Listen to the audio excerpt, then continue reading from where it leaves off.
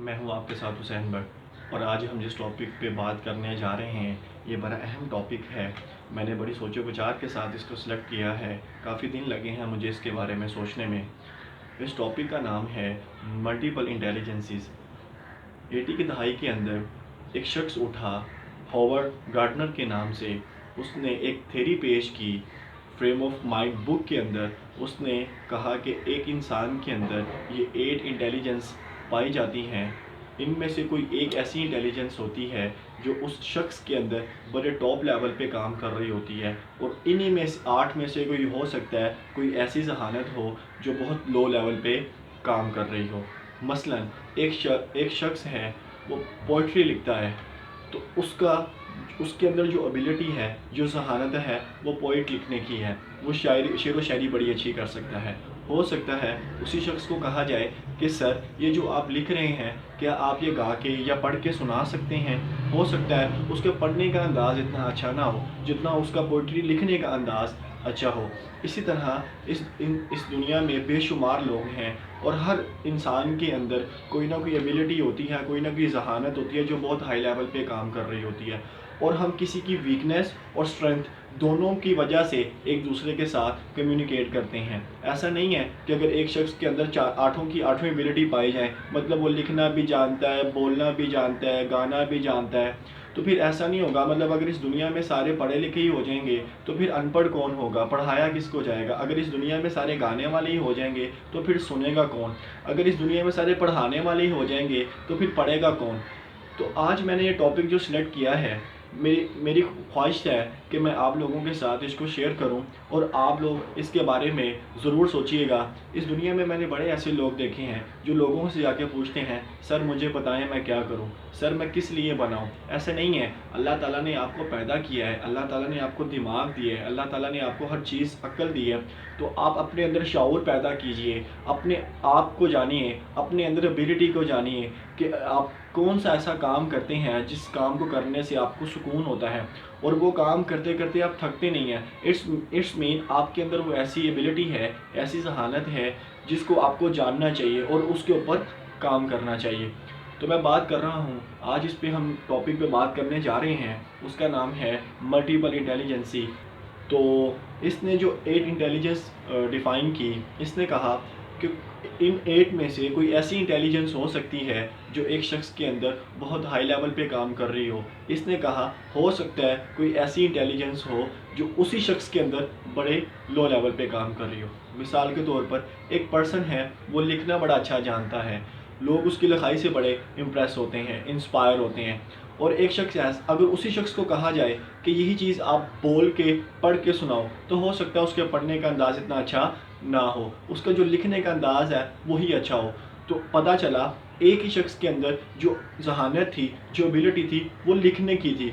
उसके अंदर बोलने की जहानत जो थी वो उस लेवल पे काम नहीं कर रही थी। तो पता चला जो टॉप लेवल पे उसके अंदर जहानत, एबिलिटी या इंटेलिजेंस काम कर रही है वो थी लिखना। और अगर उसी को जब हमने ये कहा कि आप इसको बोल के सुनाओ या पढ़ के सुनाओ, तो उसके पढ़ने का अंदाज़ इतना ज़्यादा अच्छा नहीं था। इट्स मीन ये वाली जो जहानत थी ये लो लेवल पे काम कर रही थी। तो आइए हम जानते हैं। इस सारी की इंटेलिजेंस को तो मैं डिफ़ाइन नहीं करूँगा, मैं इनमें से कुछ के ऊपर बात करूँगा और कुछ के ऊपर आने वाली वीडियोस में बात करूँगा। मैं थोड़ा सा ज़्यादा इसको एक्सप्लेन करूँगा, और काइंडली अगर समझ ना आए तो ज़रूर पूछिएगा, मैंने इसके ऊपर बहुत ज़्यादा वर्किंग की है। तो सबसे पहले हम इन 8 इंटेलिजेंसीज़ के अंदर में से मैं आपसे सबसे पहले नेचुरलिस्टिक इंटेलिजेंस के बारे में शेयर करूँगा। नेचुरलिस्टिक यानी कि कुदरत को जानना। बहुत से ऐसे लोग होते हैं जिनको कहा नहीं जाता कि आप कुदरत को जानो। आप देखो ये अल्लाह पाक ने आसमान बनाया, कितना खूबसूरत बनाया। ये देखो पहाड़ बनाए हैं अल्लाह ताला ने, कितने खूबसूरत बनाए हैं। अल्लाह ताला ने ये ज़मीन को बनाया, देखो कितना खूबसूरत बनाया है। पहाड़ बनाया, कितने खूबसूरत बनाए हैं। उसको कहा नहीं जाता। कुछ लोग ऐसे होते हैं, उनको उनके अंदर से आवाज़ आ रही होती है, मैंने कुदरत को जानना है, मैंने कुदरत को पहचानना है। तो इट्स मीन उसके अंदर जो चीज़ उसको तंग कर रही है वो है कुदरत को जानना। इट्स मीन उसके अंदर जो इंटेलिजेंस हुई वो नेचुरलिस्टिक हुई कि उसने कुदरत को जानना है। कुदरत क्या है कि अल्लाह ताला ने इतनी खूबसूरत चीज़ें पैदा की हैं, तो ये चीज़ें कैसे बनाई गई वो उसके बारे में जानते हैं। तो पता चला इस इंसान के अंदर, जिस इंसान के अंदर कुदरत को जानने का एक एलिमेंट उजागर हो रहा है, تو اس کے اندر جو ابیلٹی پائی گئی وہ نیچرلسٹک کی پائی گئی، قدرت کو جاننا۔ اسی طرح ایک شخص ہے جس کا گانے کا انداز بڑا اچھا ہے، اس کا پڑھنے کا انداز بڑا اچھا ہے، تو اس کے اندر جو ابیلٹی کام کر رہی ہوتی ہے وہ میوزیکل سے ریلیٹ کر رہی ہوتی ہے۔ یہ اس کی سیکنڈ انٹیلیجنس میں سے ایک تھی جس نے اس کا نام رکھا میوزیکل۔ وہ کہتا ہو سکتا ہے کسی کا پڑھنے کا انداز اتنا اچھا ہو کہ سننے والے رشک کھا جائیں کہ یار کس انداز سے یہ پڑھ رہا ہے، لوگ اس کی دھن سے مگن ہو جاتے ہیں، لوگ اس کی دھن سے ان کے اوپر ایسی کیفیت طاری ہوتی ہے کہ ان کو پتہ ہی نہیں چلتا ان کے ساتھ کیا ہو رہا ہے۔ میوزک ایک ایسی چیز ہے جب بھی انسان سن رہا ہوتا ہے تو اس میں ایسے مگن ہو جاتا ہے، اس کو سب کچھ بھول جاتا ہے۔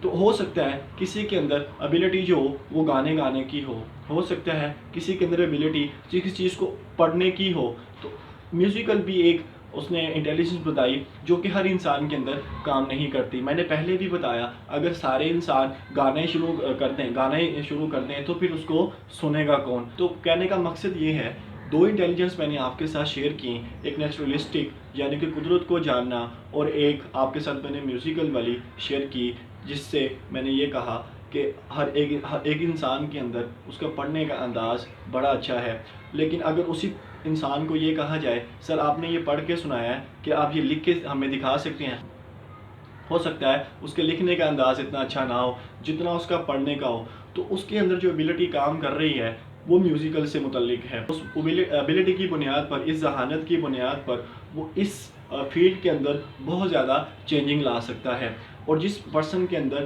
نیچرلسٹک کو جاننے، قدرت کو جاننے کی ابیلٹی ہے، وہ اس قدرت کے اندر ان چیزوں کو دیکھتے ہوئے اس کے اندر کوئی چینجنگ لا سکتا ہے۔ تو آنے والی ویڈیوز میں آپ سے شیئر کرتا جاؤں گا۔ آج میں نے آپ کے ساتھ دو انٹیلیجنس ڈیفائن کیے ہیں، ایک کا نام میں نے نیچرلسٹک بتایا اور دوسرے کا نام میں نے میوزیکل بتایا۔